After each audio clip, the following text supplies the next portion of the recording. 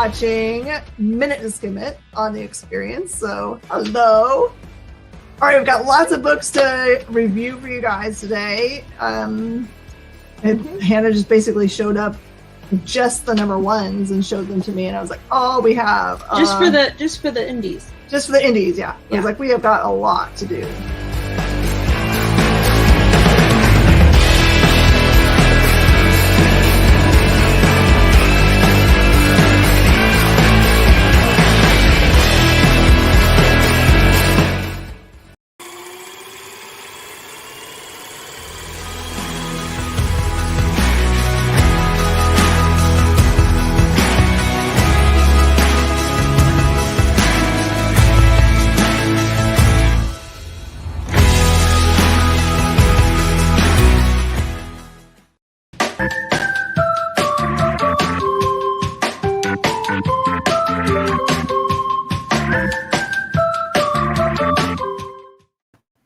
Hey, good evening, everybody, and welcome to the Dan Wickline Show. I am your host, Pink Floyd, and I am definitely comfortably numb tonight.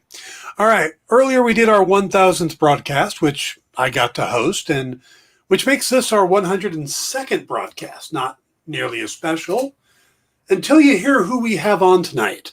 We have comic book creator, artist, writer, editor, educator. He is creator or co-creator of Witchblade, Aria, Stone, Anomaly, Area 52, Hellcop, Shifter, and so much more. That's right. We'll be joined in just a few moments by the great Brian Haberlin.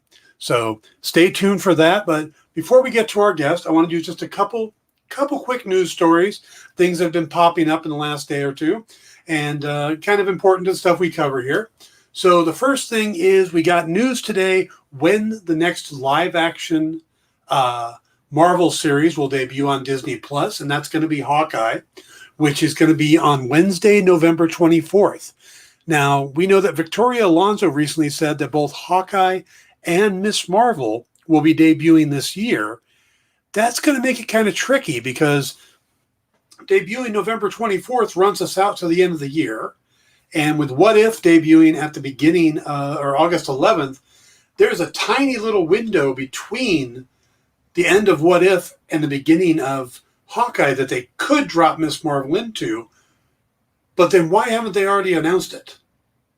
So it's going to be interesting to see, will Miss Marvel get pushed to 2022?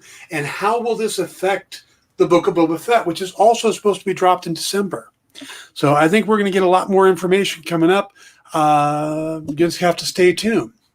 Now, let's move on to probably the least surprising story, but you read about it online, everybody's running around like their hair's on fire.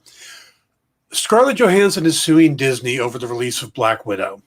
Now, her contract included a percentage of the box office, and the day-and-day release on Disney Plus definitely hurt ticket sales. So since her compensation was largely based on box office receipts, and she had a promise from Marvel that this would be a theatrical release, she has quite the grounds to legally stand on here.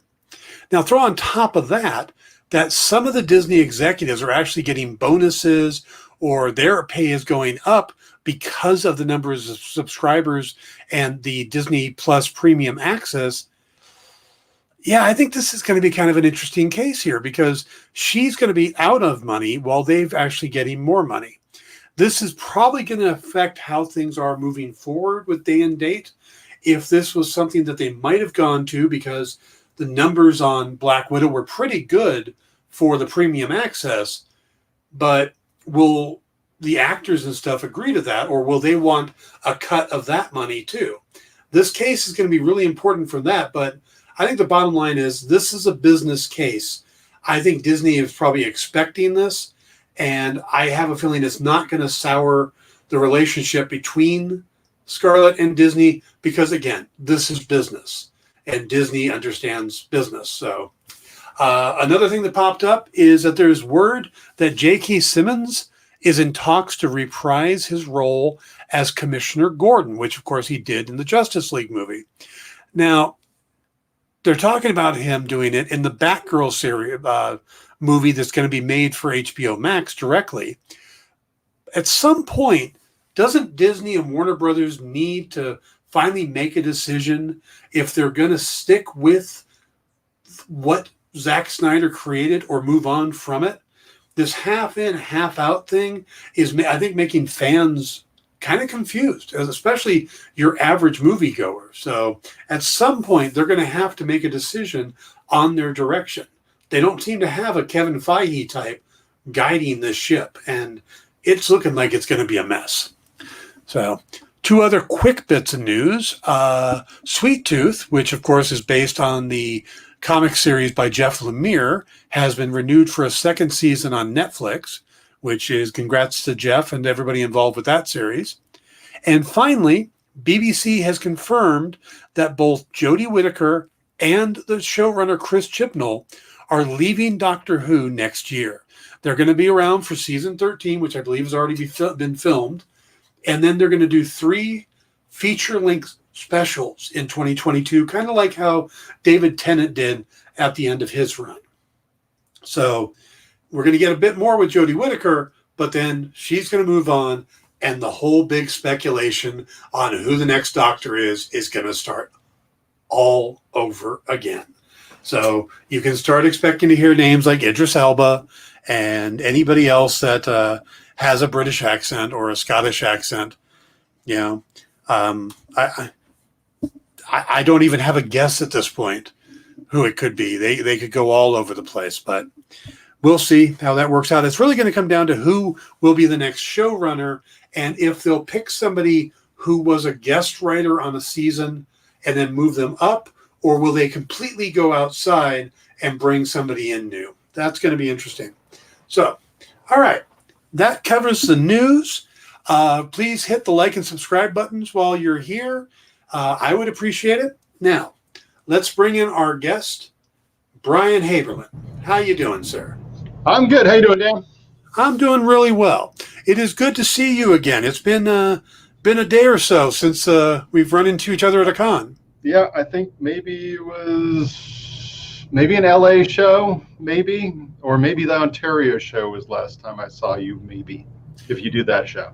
Yep, I do, and that's probably going to be my next show, the December show. So I have to say, though, I still, regarding the Doctor Who story you're having, what I still really, really, really want to have happen is I want to have, like, the TARDIS open, so they have the regeneration, we don't see who it is, the TARDIS door opens up by a busy city street, and out walks the biggest British star you could possibly think of to do it, and they immediately get hit by a truck, and then we have the guy who regenerates and becomes the...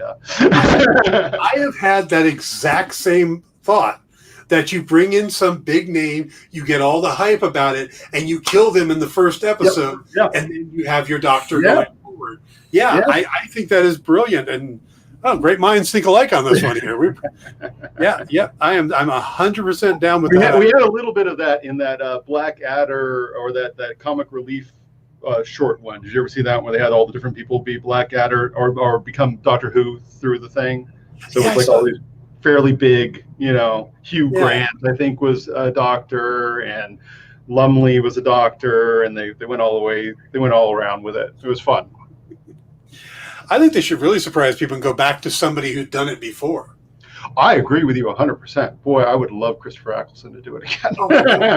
And he's doing the Big Finish audiobooks again. Yeah.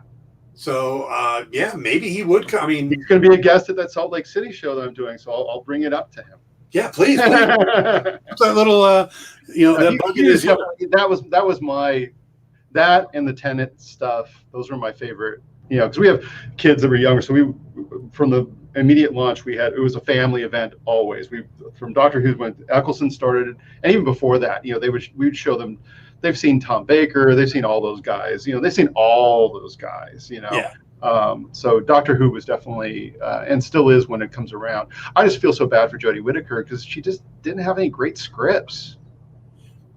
Yeah, I've watched all of Eccleston. I've watched all of Tennant, all of Smith, most of Capaldi, and I watched the first episode of Jodie Whittaker, and where I liked her, it just didn't feel like a Doctor Who story. But Capaldi got screwed too. I mean, his scripts were bad, and he's great.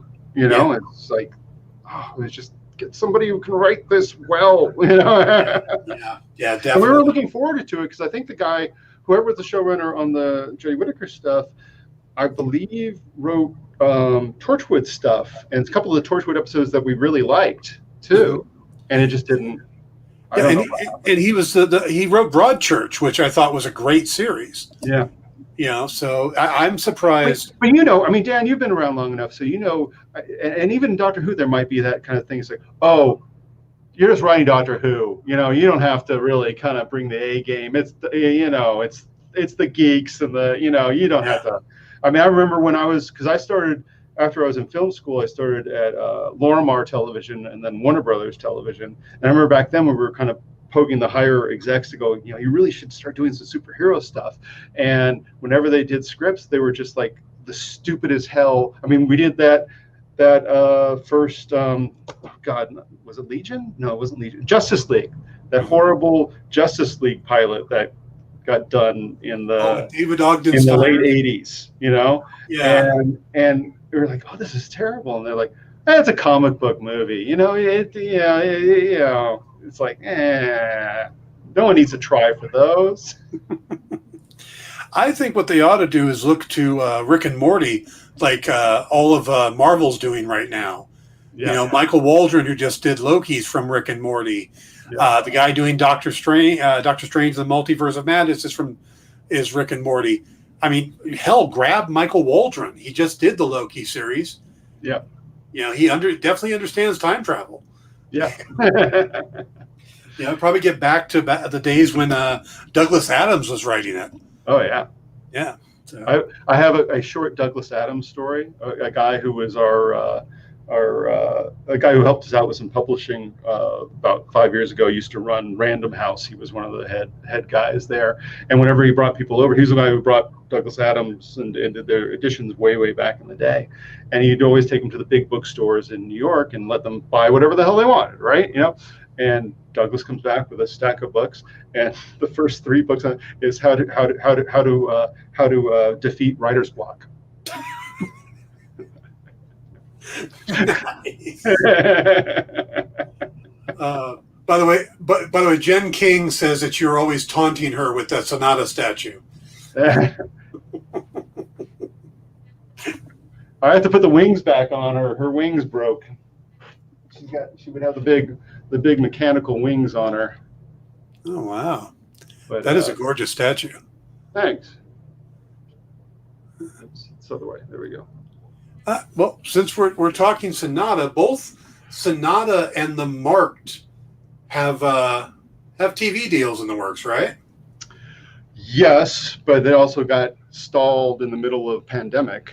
So, you know, we started development at the beginning of last year, Ridley Scott for Sonata, and then Skydance for the Marked. And, you know, it didn't help things get off the ground.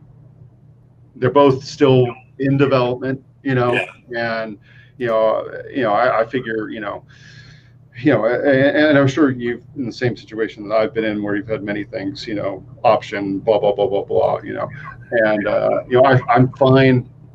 One of my best friends is an executive over at Ridley Scott, so I know I'm in good hands, and Ridley and I got along great, and I figure, you know, I'm fine parking Sonata over there for a while, because after all this is over, people are going to be knocking on Ridley's for something or another. So, you know, I'm perfectly happy with that being there. And then with Marked, we're finding new showrunners. We had somebody who we had try and take a whack at it, who I won't mention who they are because it's embarrassing to, you know, and it just didn't, you know, after months of doing takes and pitches and whatever, it didn't match up. So back to square one, finding new people, you know, that kind of stuff.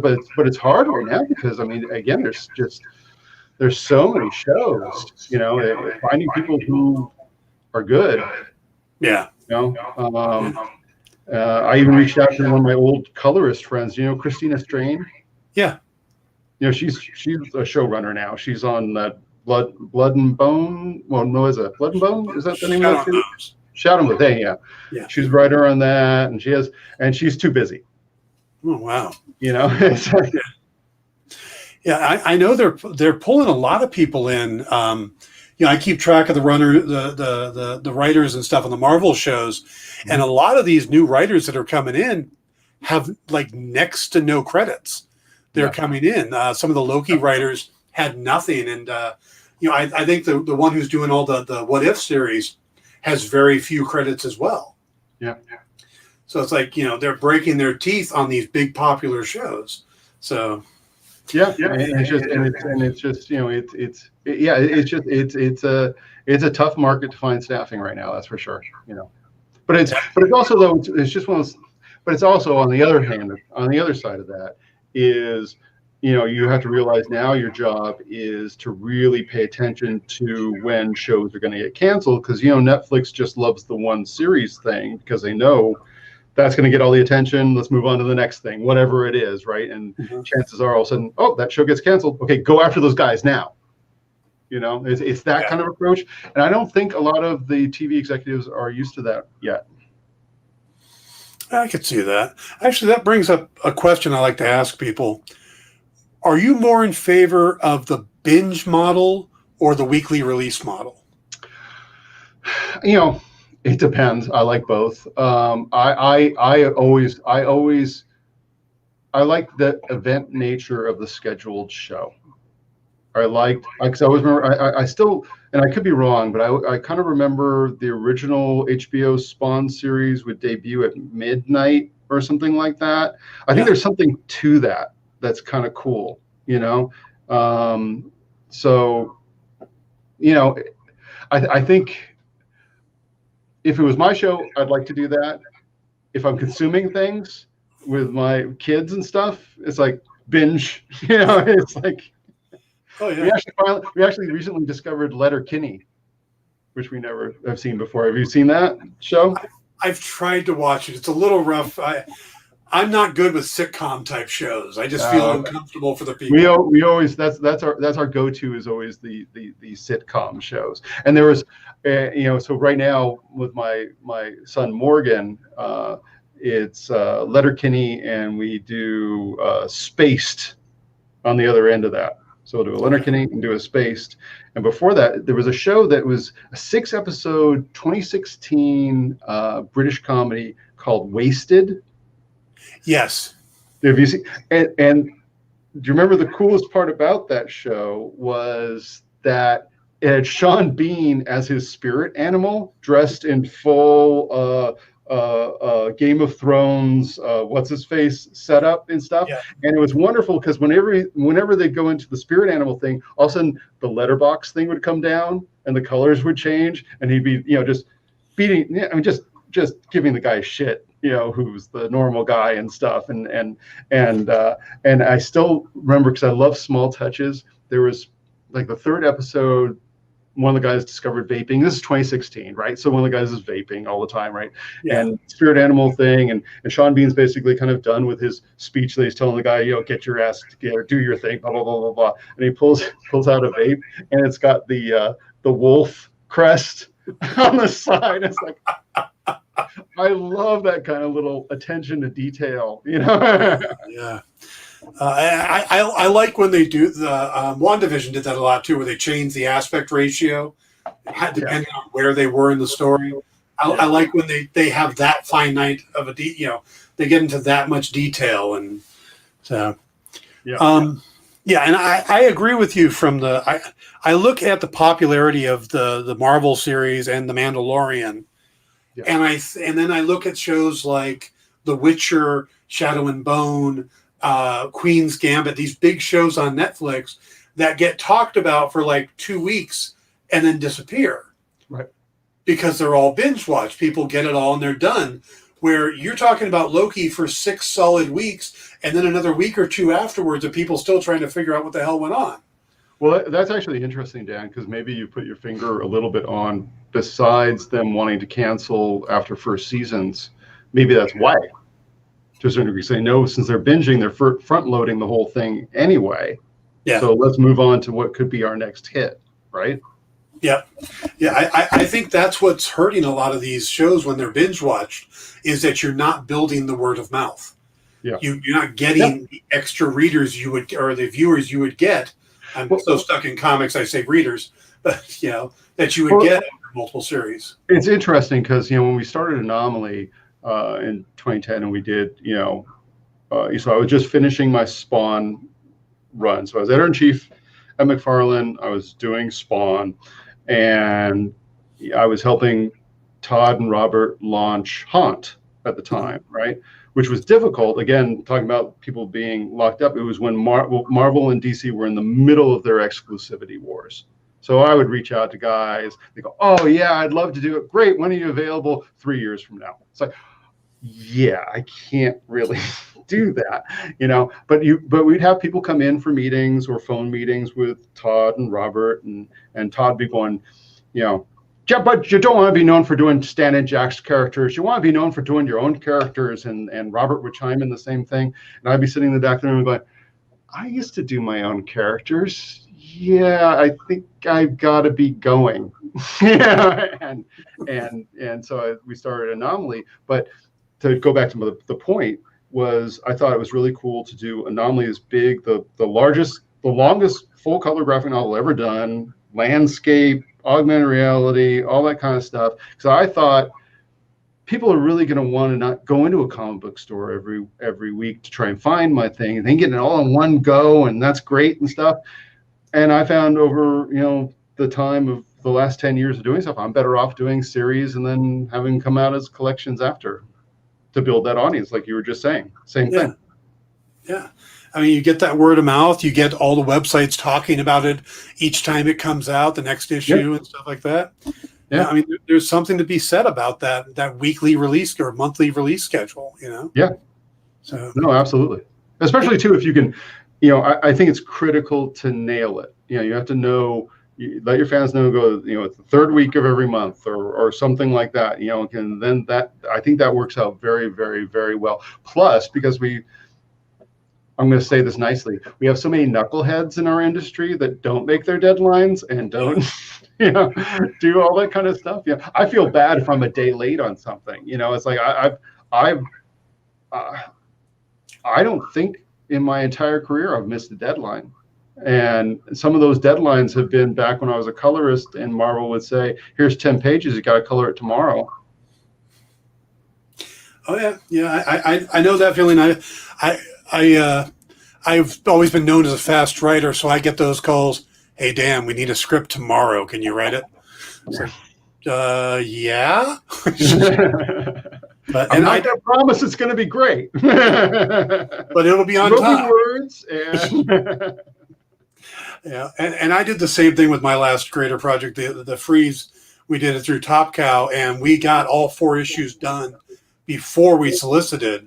So we knew we were going to be on time all the way through, Yeah, I mean, I have right now, so Hellcop's going to debut in October, right? So Hellcop 1's done.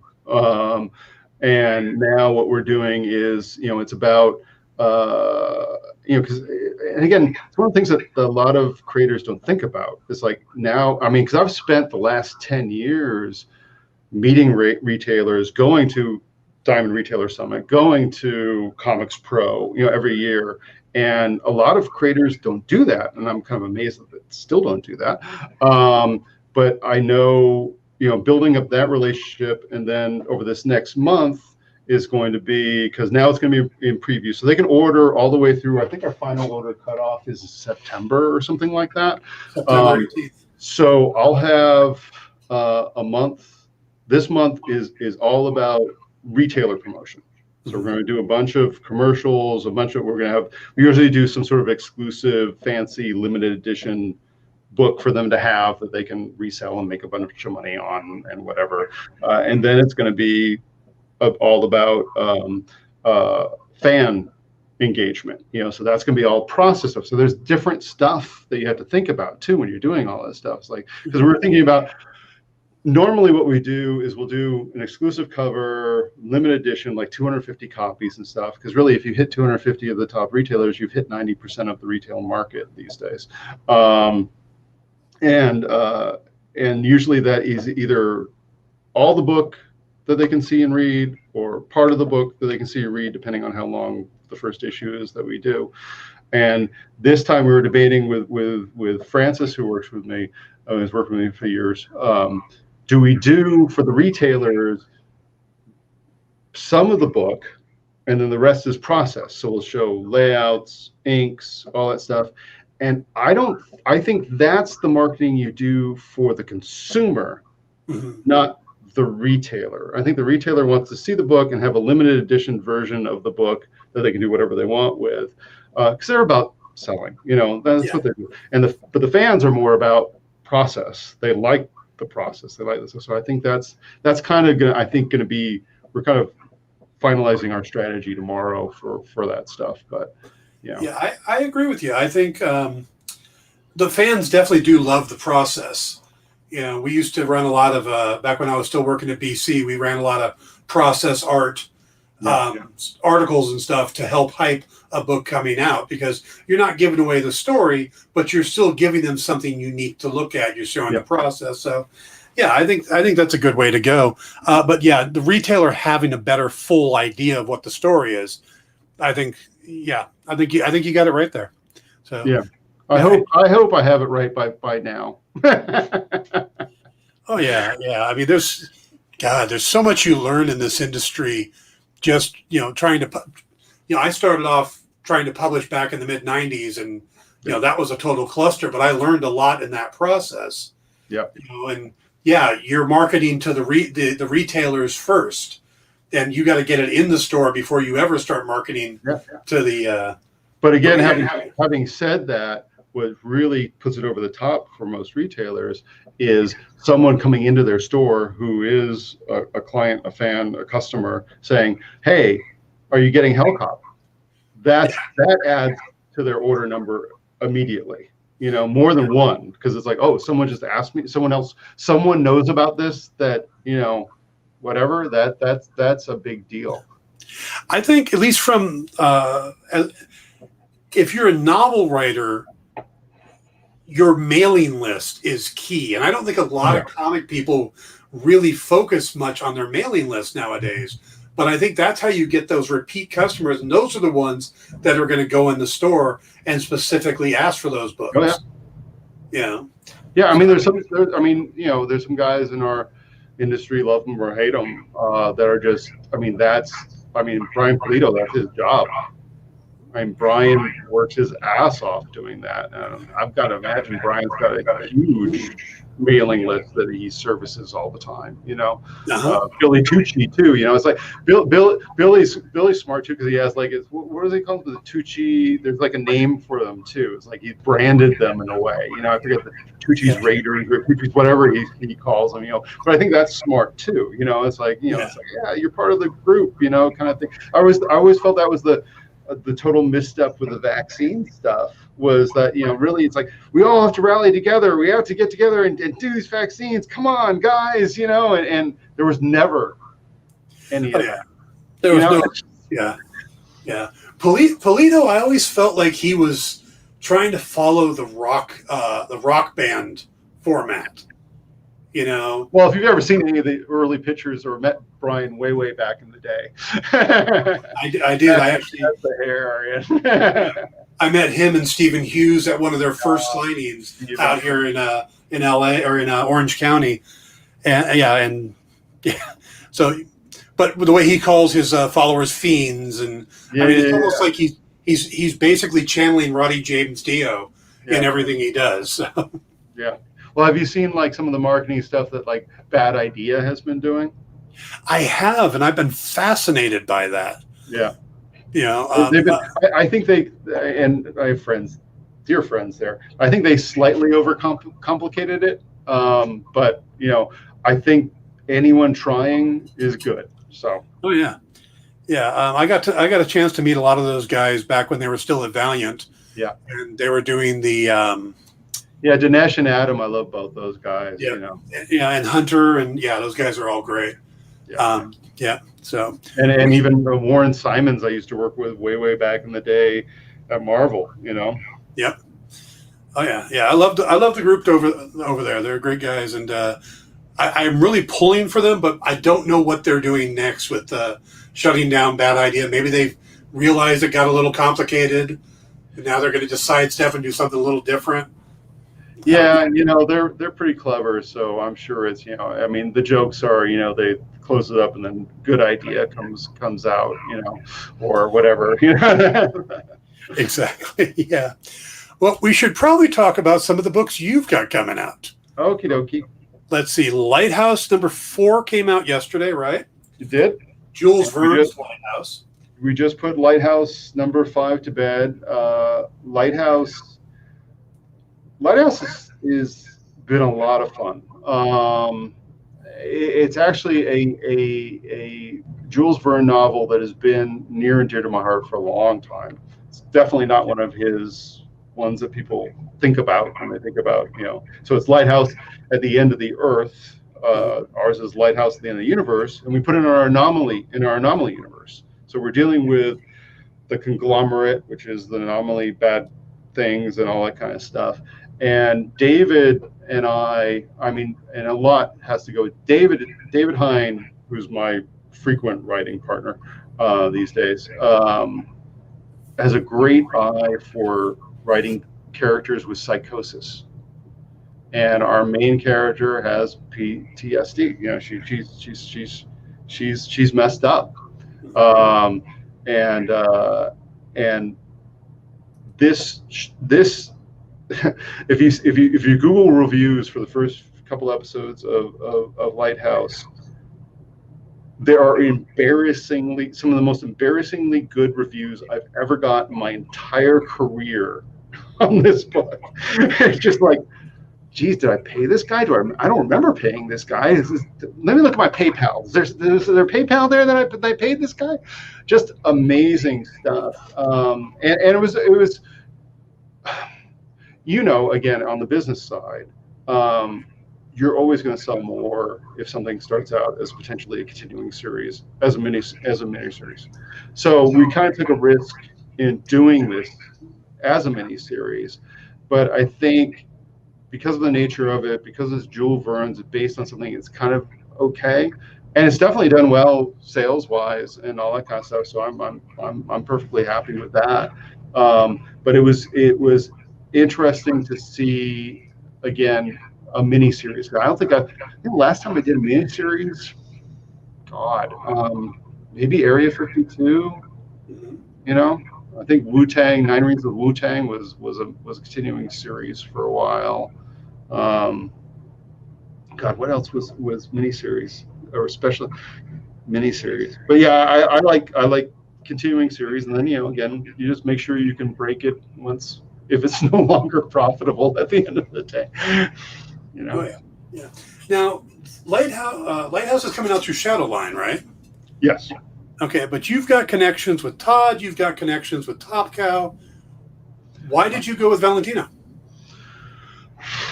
Well, Jim and I have been friends for, since the 90s. I mean, since he was publisher at Image back in the day. And he used to live quite near me a while ago. He used to live in Data Point. I lived in Laguna Niguel. And we would meet and have drinks and stuff and all that kind of stuff. And we just, became friends. But yeah, I am blessed in that I have great relationships with, at least 3 to 4 of the Image owners. So, and yeah, I mean, and we see eye to eye. We know how to communicate with one another because we've done it for so long, and he gives me full. I mean, I can do whatever I want, you know. So that's, you can't ask for more than that, Yeah. No, I've had some chances to work with Jim, and he is absolutely amazing. I love working with him, but he's got such a unique eye on the books he chooses to put out from Shadowline. Yeah. When he stepped back from being the publisher at Image, the books he was choosing to put out really, I think, were some of the better books coming out from Image altogether. Just, he was picking there was definitely a time when Shadowline was one of the debut studios, you know, I mean, with Red Queens, with a bunch of other stuff he was doing, you know. So it was before, because Jim kind of, you know, had that wider sensibility that would be more of a Vertigo-esque sensibility in some ways, not always, but in some ways. Yeah. And that's where all of Image Central is kind of gone now. You know, I think, you know, I always say Eric Stevenson needs to really thank Karen Berger for getting fired at a certain point, you know. So it really opened up the doors for a lot of Image Central creators. Yeah. You know. But yeah, no,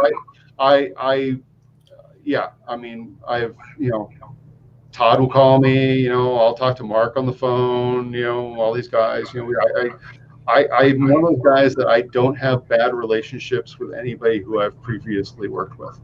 Because I've never, even when I've left something, I've always set up people with somebody else. Like when I was working with Jimmy and Joe over at Marvel, you know, and when I decided I'm not going to be a colorist anymore, this is just too much. It's like, here's Richard Easenoff, you know, here's one of the best colorists. Here you go. You know, it's like I'm going to go stand over here now. You know, when I left Spawn, it's like, okay, here's Whilst to take over. Whilst Portacio to take over after I leave. You know, it's like, so I don't, you know, I'm not one of those guys that just is like, I'm out. Bye. Sorry, it's your problem. You know, and I think that works well. Well, that's always the funny thing too about our industry. It's like, I'll hear about people getting hired somewhere or whatever and stuff, and I was like, so those people didn't call anybody to check any kind of references on this guy? You know, it's like, you're going to get an issue, but that's going to be all you're going to get.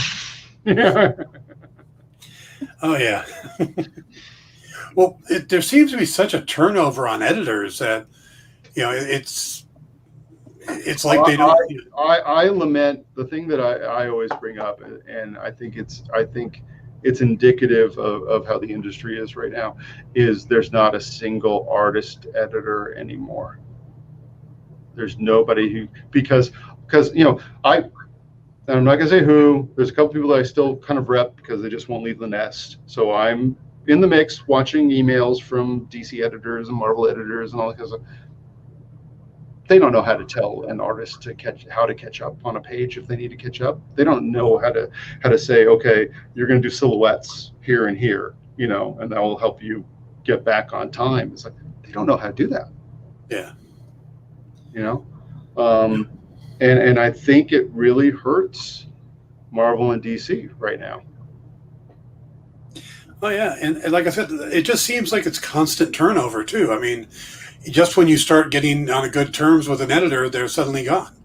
Yeah. You know, and there's someone new and completely different that you've never heard of before, you know, and you got to start all over again. It's yeah. No, you know, I always say, which was kind of funny, well, I have many favorite editors, I should say it that way. But my most favorite editor, was David Bogart. Yeah. David used to be editor-in-chief at Harris back in the day. Before, now he's the VP over at Marvel, you know, but more logistics and all that kind of stuff over there. So, but he was the best editor I worked with, because you know what he would do? There would be like pages that we would get, and he would go, you know, can you make it better? He wouldn't know how to tell you how to make it better, but can you make it better? And that made it better. You know, because it was up to me to figure out, okay, how do I make it better? And I could do, and that was just my favorite. He was my favorite editor to work with, and he worked with so many great guys. He brought so many great people in that. I mean, freaking Vampirella and Harris. You know, it's like, wow. You know, it's like, yeah, Grant Morrison. What? You know, it's like, yeah, it's interesting. I've had similar with different editors.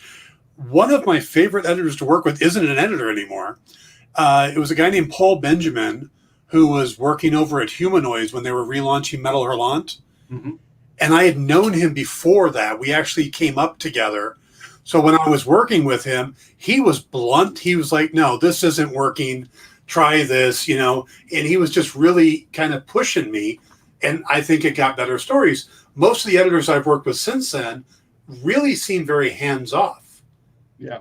and which is great when you have an experienced person, but when you have a lot of the newer people coming up, they need a little more guidance, Well, I'm sure the pandemic doesn't help that. No. Not being in the same building with, Joe Quesada or CB or whoever who could kind of, kick you in the pants or at least guide you in a certain way, Yeah. I think that's a big issue. And DC, I don't know over there. It's like, wow,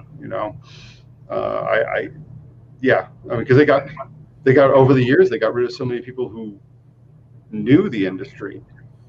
Granted, I forget the head of it right now, her name, but she's very experienced and she knows what she's doing.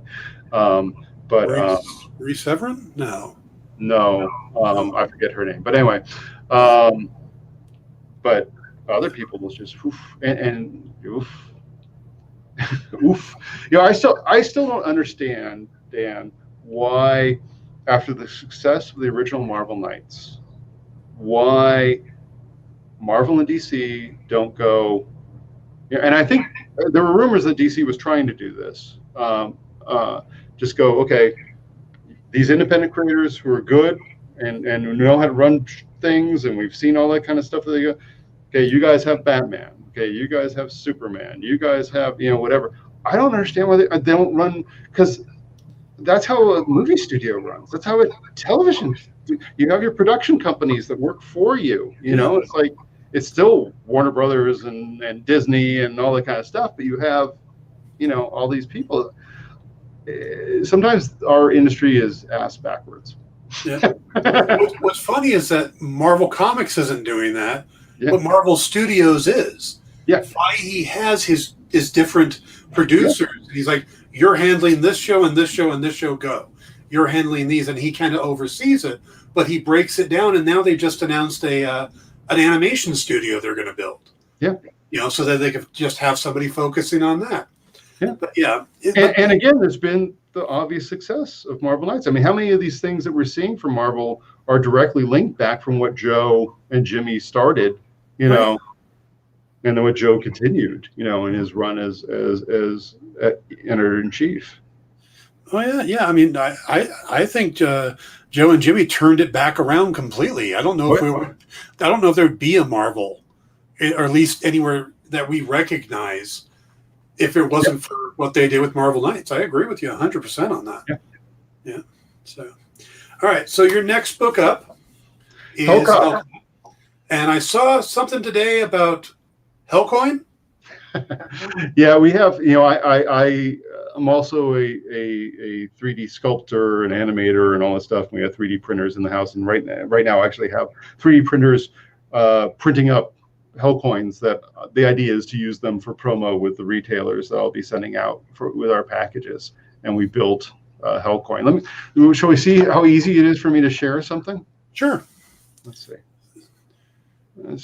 Share screen. Where's the screen sharing? Best. Let's share screen. And let's share this screen. And let's go ahead and make this a screen that I want to share. Sorry, I'm going fast. Let's see. Desktop. No, it's fine. There we go. Let's see. So is it sharing? This came up with my screen. I lost you. Yeah, I'm here. Is it showing the screen now? No, there it is. Okay, I see it now. That's our Hellcoin. Nice. Now, see, when you posted it, I got the idea of Bitcoin. Right. But when we're talking about it now, I started thinking about those challenge coins. Yeah. I think it's a little bit of both of those things, which I think is good. My assistant was just talking about that same thing. Like, this is the other fun thing that I love about what we're doing with because the whole world, because hell is basically just another planet, and there've been things leaking in from there. It's another dimension, another plane of existence. But most of our legends of hell come from this place because there's soft spots that occur, so things come over. So a native creature who, we call a demon. It's really just a native from over there. We see the horns and stuff like that, and that's where our legends of all the hell stuff come from. These things coming over for brief periods of time, and even like Sasquatch and Nessie. That's why you can't find them again, because they've gone back home. Okay, that makes sense. Yeah, but this is the way I love that we have the old school in the way you see the back covers. Yeah, the hell version. False human teeth. Replica Hellcop guns, Cerebus eggs. Oh, this is awesome.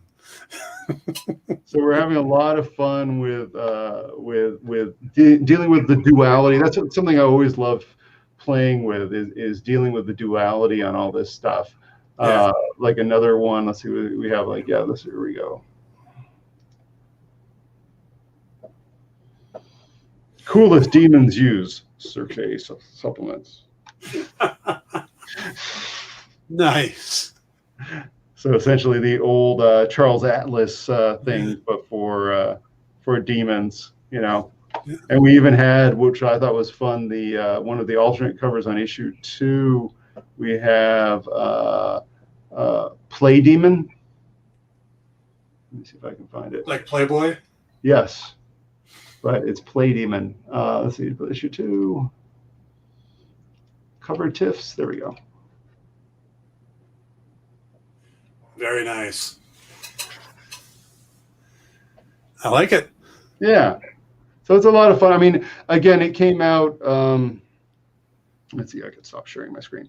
It originally came out. So I had the idea for it. It came out in ballistic imagery at Top Cow as a one shot, and then when I launched Avalon with Wills, it was one of our lineup. So the original lineup for Avalon Comics was Arya, Hellcop, The Wicked, and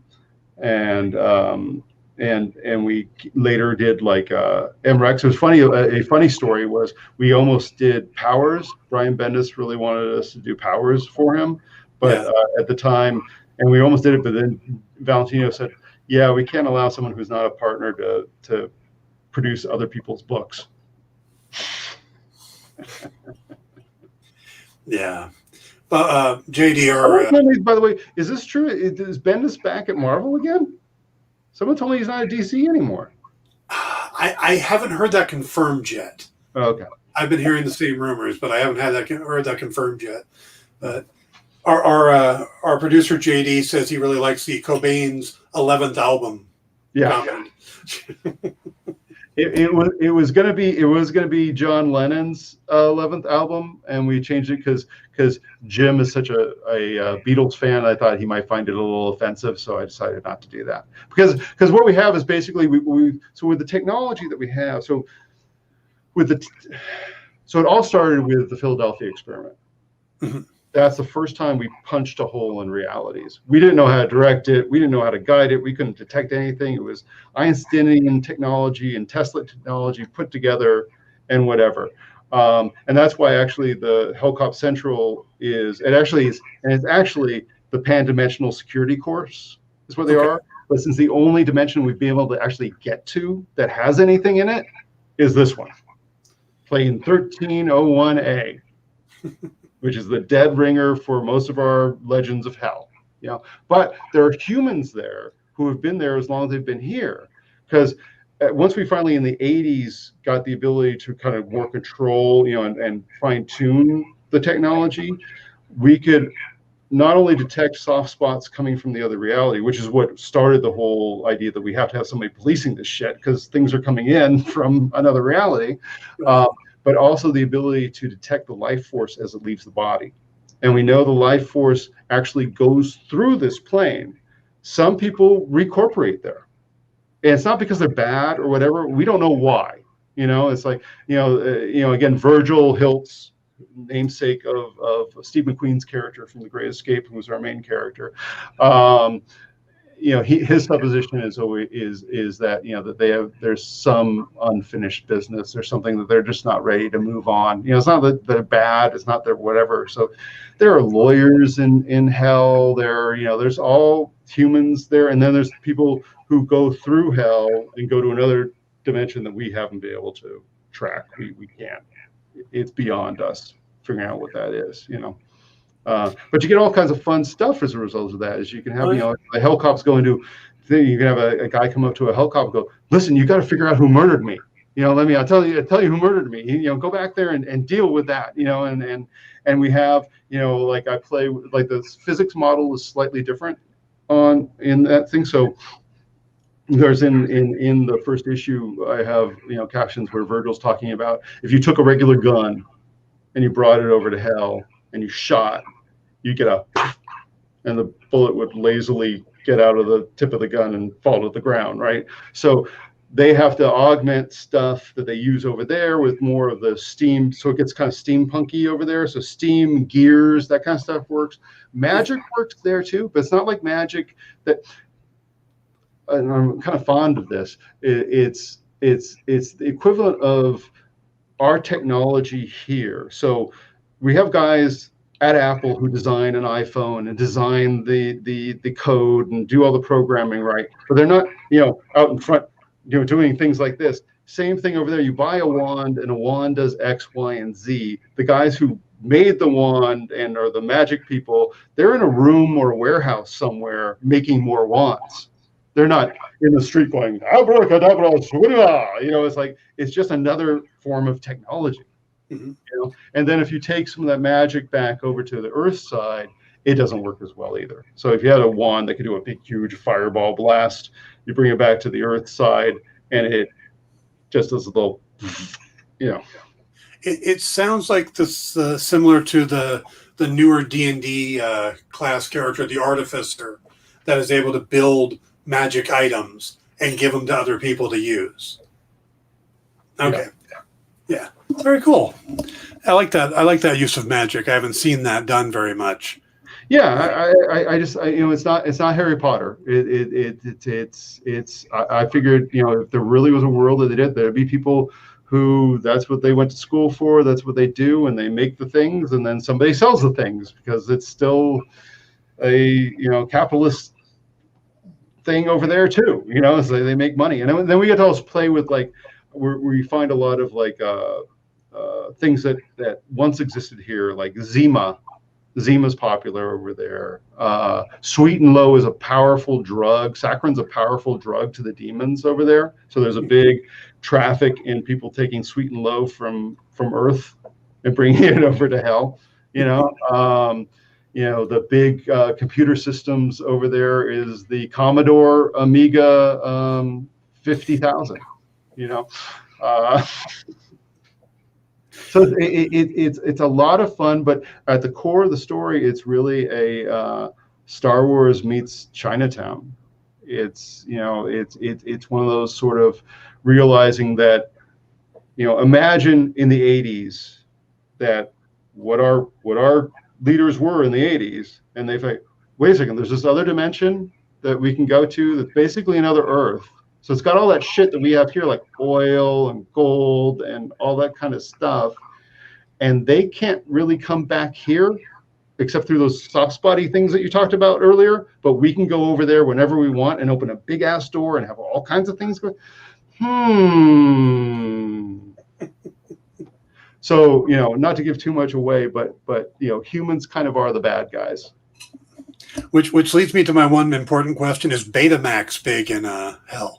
Oh, yeah. All right, we've got just a couple minutes left. Is there anything else you'd like people to know about while we've got a couple more minutes? No, Hellcop's coming out in October. I'm delighted with that. And then I have my, if you go to Haberlin.com, I have a bunch of my stuff up there, simple, Haberlin.com. And I also have my oil paintings that I've been doing that are up there. Which are phenomenal. I got to tell you, thank you.